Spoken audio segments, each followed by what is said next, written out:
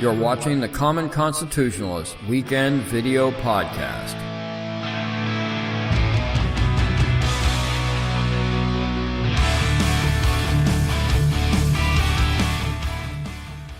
Well, hello there. This is Brent Smith, and I'm the Common Constitutionalist.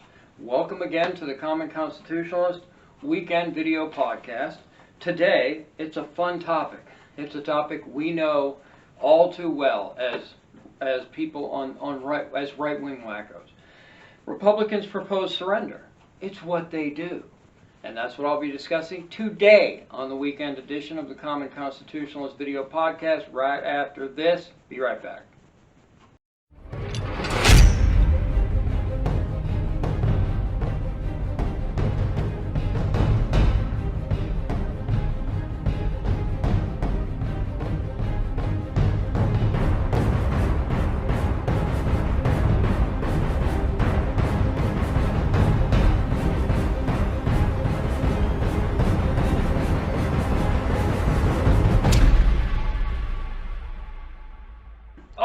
Alrighty then, I'm back.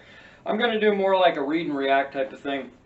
I found this, it was from Breitbart, and it's just typical republicanism, not little r republicanism, big R, republicanism, modern day republicanism. From Breitbart, Senator Lindsey Graham, Republican, South Carolina, oh jeez, along with a group of House Republicans led by Maria Salazar, Republican of Florida, is promoting an amnesty plan for illegal aliens living in the United States as border crossings skyrocket at the U.S.-Mexico border. Wow. Who couldn't have seen this coming? I was shocked. I mean, when Lunchbox Joe took over, I thought he was going to just shut the border down. Didn't you? Wait. During a press conference on Wednesday, Salazar unveiled an amnesty plan, and right off the bat, a lot of Republicans, some people on the right would say, well, Breitbart's like, I don't know if they're QAnon type nonsense, but they're right-wing wackos, they're conspiracy theorists, and they're just making this stuff up. Let's read and react, shall we? During a press conference on Wednesday, Salazar unveiled an amnesty plan that would provide green cards to illegal aliens enrolled and eligible for former President Obama's illegal, unconstitutional, unlawful, I added that, Deferred Action for Childhood Arrivals, or DACA program, and gives work visas to roughly 11 to 22 million illegal aliens in the United States. That's wonderful. I'm not going to read the full list of these names. Obviously, a couple that stood out. Whatever. Senator Lindsey Graham, obviously. Fred Upton, Republican of Michigan. It's not that surprising. Who surprised me? Burgess Owens, Republican of Utah. Really surprised me. I don't know if he understands the history of the Republicans and how they cave and make it worse down the road, how they can't see the forest through the trees type of thing. At any rate, I continue. Specifically, writes Breitbart, the amnesty dubbed the, I don't know who came up with this name, the dignity proposal, would give legal resident status to anywhere from 1.5 to 3.5 million illegal aliens who jumped the line, who are enrolled and eligible for the illegal, unlawful, and unconstitutional executive order DACA. We forget that it was an executive action. It wasn't actually even an official executive order. It was like written on a memo pad or something like that. But it's law because everybody just agrees that it's law. And yeah, there you go. Eventually, these illegal aliens can apply for green cards and obtain American citizen. Yay. What I was surprised about was it was called dignity proposal instead of equity proposal, because that's the new buzzword, equity, right? Not equality, not dignity, but equity, yes. All other illegal aliens would be eligible under the amnesty to get 10-year work visas. Listen, what? All other illegal aliens, of which there's probably 20 million plus, don't believe this 11 million crap. They've been using that for, what, a decade or more, a lot more, whatever. All other illegal aliens, would be eligible under amnesty, under the amnesty to get 10-year work visas so long as they, listen to this, pass a criminal background check, yes, pay taxes, and continue taking an American job, which is what Breitbart added, because that's exactly what they're going to do, and I'll cover that in a little while here. The amnesty states that these illegal aliens will not be eligible for means-tested benefits or entitlements and must pay a fine. Yeah. After holding work visas for 10 years, illegal aliens would be eligible to go through a 5-year program, which includes learning English and taking civics courses, like critical race theory. Yeah, there you go. By that time, that will be the civics course, to eventually secure a green card. Once a green card is secured, illegal aliens are able to apply to become naturalized American citizens. Okay, so first off, criminal background check, pay taxes, continue to take American jobs. Check, check, check. Criminal background check. No, they won't, because half of these people, they don't even know where they come from. They don't even know if they're their real names. It doesn't matter. How are they going to pass a criminal background check? Pay taxes.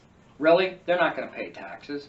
Okay? Anybody making under a certain amount of money in America or living off of welfare is a tax burden, not a taxpayer. It doesn't make any difference whether you pay taxes. If you pay 50 cents worth of taxes and get a dollar's worth of benefits, you're not paying taxes. You're a tax burden.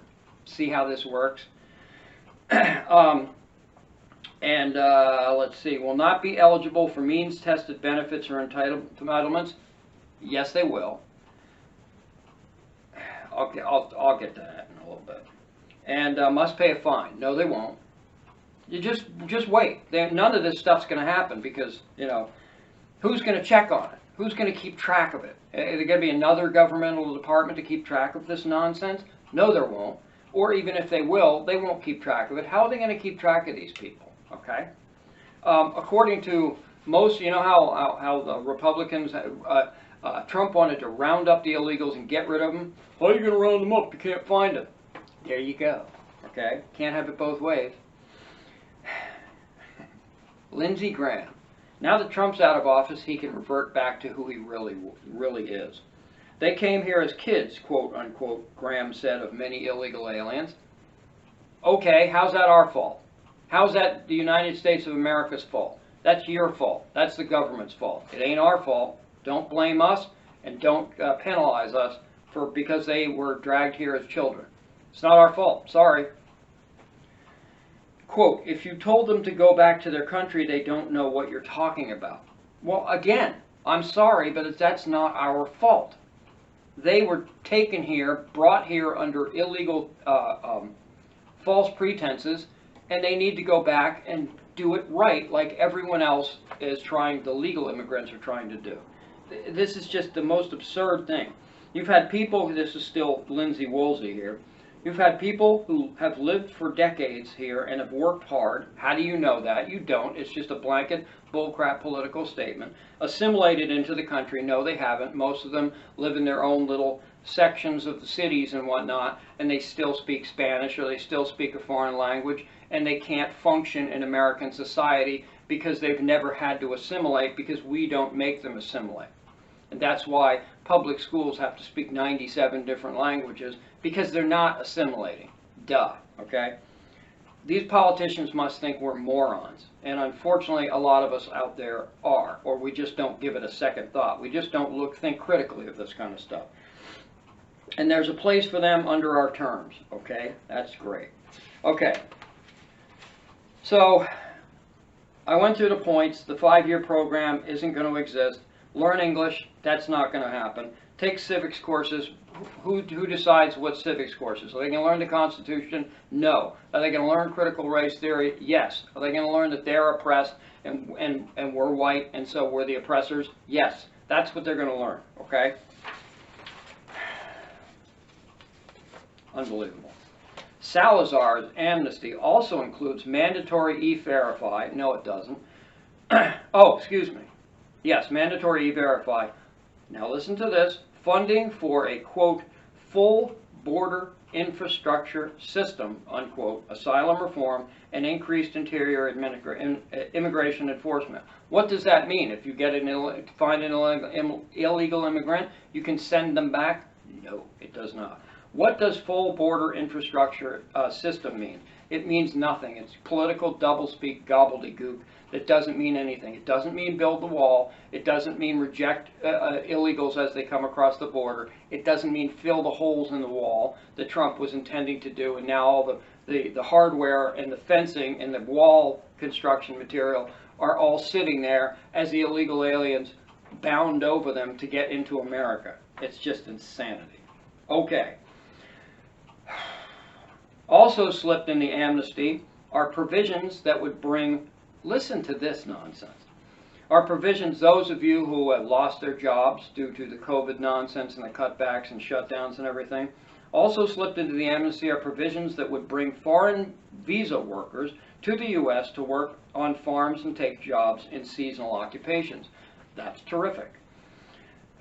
And that, with nearly 17 million unemployed, Americans unemployed, all wanting to work full-time. And that's exactly right. They don't give a tinker's damn about you and me, okay? And actually, it's worse than just that. It's a lot worse.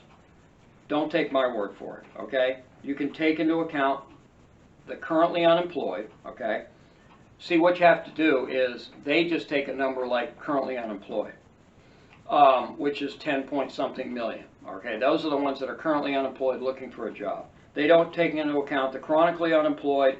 Those are basically those that have given up because they can't find full-time employment, and or want to work, or underemployed, which also the same thing. They can't find full-time employment. Some of these people can't find any employment depending on where they are in the country. So, like I said, don't believe me. These are the latest Bureau of Labor Statistics data for February, last month. Finds that about 10 million Americans are unemployed. It's actually about 10.7 million Americans are unemployed. Then the chronically unemployed, the people that have just said, you know what, the hell with this, I'm giving up. I've looked for a job, I can't find anything to support my family, blah, blah, blah, blah, blah, whatever. 6.9 million of those are out of the labor force entirely. So, under the Q3 numbers, I think it's Q3 or C, whatever, the numbers that the unemployment numbers that they use, they don't count the 6.9 million out of the labor force entirely because they've given up. And then they have 6.1 million remaining that are underemployed, that are only be able to work part-time because they can't find unemployment. So that's 23.7 million people, Americans, excuse me, that are either out of work completely or underemployed. That's terrific. And meanwhile, we're bringing people across the border, we're giving them all these stuff. Don't believe me that they're not going to get any benefits, because they will. This is the way it always starts. In the Senate, National Senatorial Republican Committee Chairman Rick Scott, who I don't care for at all, I'll put that lightly, has proposed a similar amnesty where potentially 1.5 million illegals would be able to obtain American citizenship. That's just terrific. Already, the U.S. gives out 1.2 million green cards, 70% which are awarded to relatives of naturalized citizens. And you can thank Ted Chappaquiddick Kennedy for that, because that's when they changed the rules from a merit-based system to all you got to do is get here, and then you can bring your entire family in. That's what that means, okay? In addition, about 1.4 million foreign nationals are able to secure work visas annually to take the jobs in the U.S. that Americans should have. And none of this should be a surprise. Like the podcast was entitled, This is What Republicans Do. This is what they do. They compromise. They think that they'll just propose something not quite as bad as the Democrats, and it'll make them look like heroes. And it's the principle of the Overton window, where you suggest something completely absurd, and then someone else suggests something not quite as absurd. You're both in cahoots, and then people say, well, okay, at least it's not as bad as all that. Okay, we'll do that. and then they think it's going to be over. That's the problem with Republicans. They're stupid. They're the stupid party. They're the party of stupid, okay? And if you ever wondered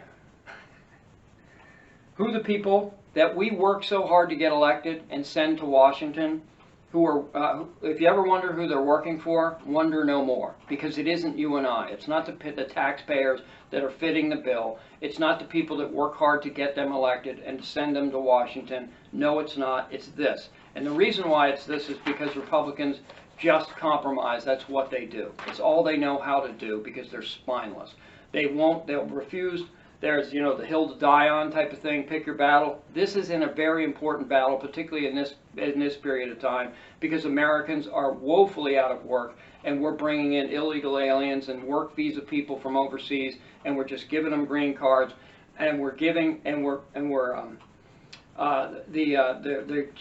politicians are giving lip service, though. This is what they have to do. None of this stuff is ever going to get followed through because the press isn't going to follow it. Nobody's going to follow it except for maybe Judicial Watch or Mark Levin's people or something like that. But basically no one mainstream is going to follow this kind of stuff, so they'll just slip through the cracks. All these programs will be just bull crap. Sure, they'll probably be funded and the funding will be funneled off somewhere else.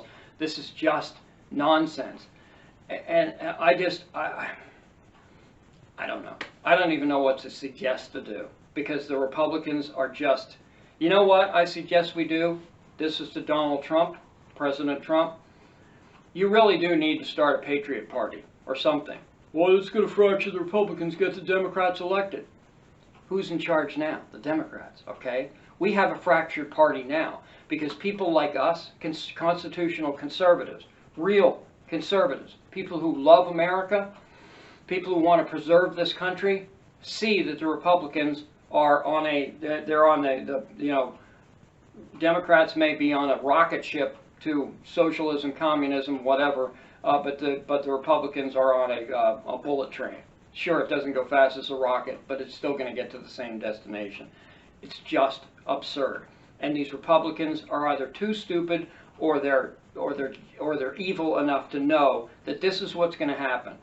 You pass something like this, Overton window type of thing, that's not quite as bad as what the Democrats will sign on to it. There's your framework. That's the foundation for the building that you're going to erect. And once it's in writing, then you just add to it every year. Add to it, add to it, add to it, until you get what you want. Maybe it'll take a year or two, maybe it'll take more, but you'll eventually get what you want, and it all starts with Republicans. It always does that.